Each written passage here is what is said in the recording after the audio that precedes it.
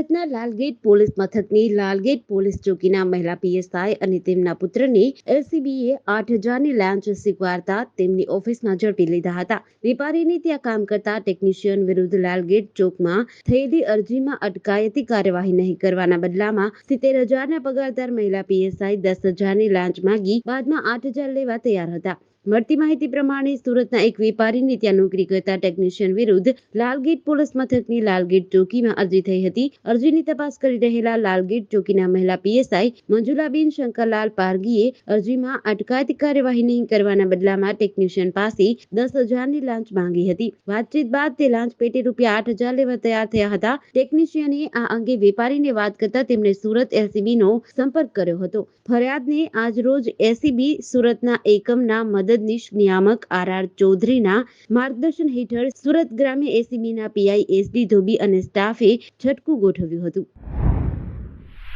મહેસાણા જિલ્લામાં આવેલા સતલાસણા તાલુકાના કનેડિયા ગામની સીમમાં દીપડો ઘૂસી આવતા ગામ લોકોમાં દોડધામ મચી હતી. જોકે વન વિભાગને જાણ કરતા તાત્કાલિક ટીમ દોડી આવી હતી. દીપડાના આવવાના સમાચાર વાયુવેગે પ્રસરતા પંથકના ખેડૂતો ચિંતામાં મુકાયા છે. ત્યારે ગ્રામ લોકો પાસેથી મળતી માહિતી પ્રમાણે દીપડાએ 2 લોકોને નાની મોટી ઈજાઓ પહોંચાડી હતી. મહેસાણા જિલ્લામાં આવેલા સતલાસણા તાલુકાના કનેડિયા ગામની સીમમાં દીપડો ઘૂસી આવતા ગામ લોકોમાં દોડધામ મચી હતી. વન વિભાગને જાણ કરતા તાત્કાલિક ટીમ આવી અને તપાસ કરી રહી હતી. વહેલી સવારે દીપડાના આવવાના સમાચાર વાયુવેગે પ્રસરી ગયા હતા.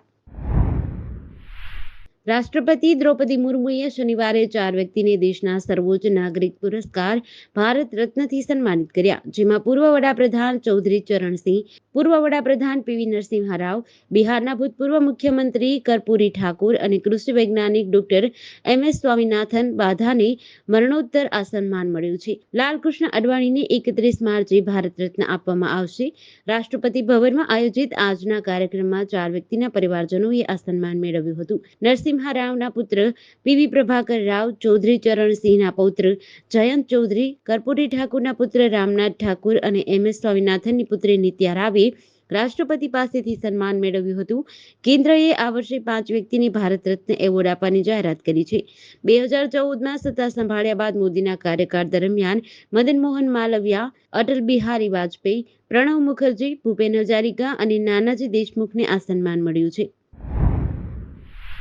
વડોદરા શહેરના મંજલપુર પોલીસ મથકમાં આવેલા તુલસીધામ 4 રસ્તા પાસે અજાણ્યા ઇસમ દ્વારા ચોરીની આશંકાએ વૃદ્ધને નિર્દયતાથી માર માર્યો હતો.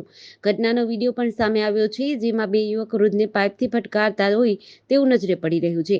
આ મામલે મંજલપુર પોલીસ ઘટના સ્થળે દોડી આવી વૃદ્ધને પોલીસ મથકે લઈ ગઈ હતી અને વધુ કાર્યવાહી હાથ ધરી હતી. ઘટનામાં યુવકો દ્વારા વૃદ્ધને નિર્દયતાથી માર મારવામાં આવી રહ્યો છે, જે વિડીયોમાં જોઈ શકાય છે. વૃદ્ધ છોડી દેવા આજીજી કરે છે, છતાં નિર્દયતાથી યુવકો મારી રહ્યા છે. સાથે ત્યાં ભેગું થયેલું ટોળું વૃદ્ધને બચાવવાના બદલે તમાશો જુએ છે. સમગ્ર બાબતે માંજલપુર પોલીસને જાણ થતાં તાત્કાલિક ઘટના સ્થળે દોડી આવી હતી. ઇજાગ્રસ્ત વૃદ્ધને માંજલપુર પોલીસ સ્ટેશને લઈ ગઈ હતી અને આ વૃદ્ધ માનસિક અસ્થિર હોવાનું સામે આવ્યું છે. વલસાડ એસપી કરણરાજ વાઘેલાની સૂચના મુજબ જિલ્લા એસઓજીની ટીમ જિલ્લાના વણ ઉકેલાયેલા ગુનાઓ શોધવા સૂચના આપી હતી.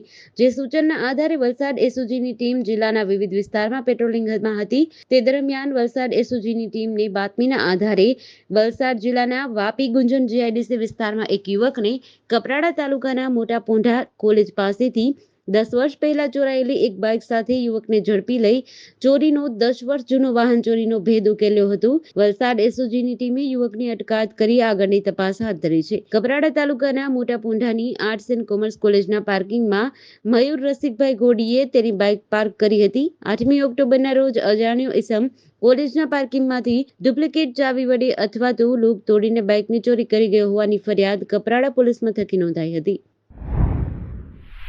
અમદાવાદના લાલ દરવાજા એમટીએસ ડેપોમાં ધબધબાટી બોલી હતી. એક પેસેન્જર યુવકે બસ ચલાવતા મોટી ઉંમરના ડ્રાઈવરને બસ કેમ મોડી લાવ્યો કહી બોલાચાલી કરી માર માર્યો હતો.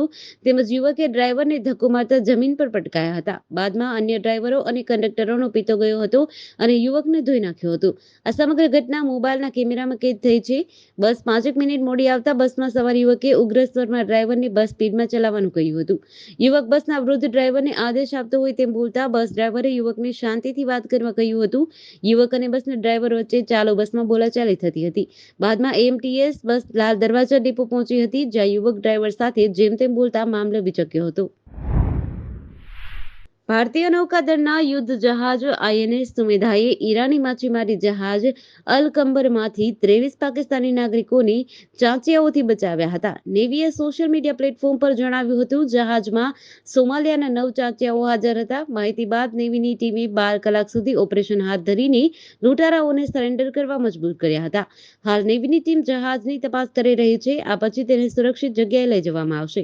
15 માર્ચે ભારતીય નૌકાદળે 14 ડિસેમ્બરે 3 મહિના પહેલા એડનની ખાડીમાં હાઈજેક કરાયેલા જહાજ એમવી રૂએનને બચાવવાની કામગીરી પૂર્ણ કરી હતી. આ ઓપરેશન ભારતીય દરિયાકાંઠાથી 2800 કિલોમીટર દૂર કર્યું હતું. નૌકાદળે કહ્યું કે તેમની કાર્યવાહી બાદ 35 ચાંચિયાઓએ આત્મસમર્પણ કર્યું અને 17 ક્રૂ સભ્યોને સુરક્ષિત રીતે બહાર કાઢ્યા હતા.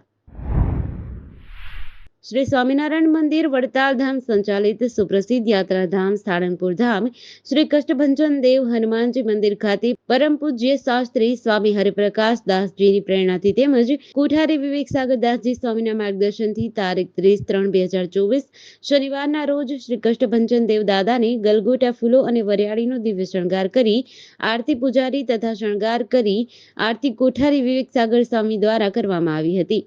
તેમજ મંદિરમાં આવેલ યજ્ઞશાળામાં મારુતિ યજ્ઞનું આયોજન કરાયું હતું, જેમાં દર્શન અને આરતીનો લાભ હજારો ભક્તોએ લીધો હતો.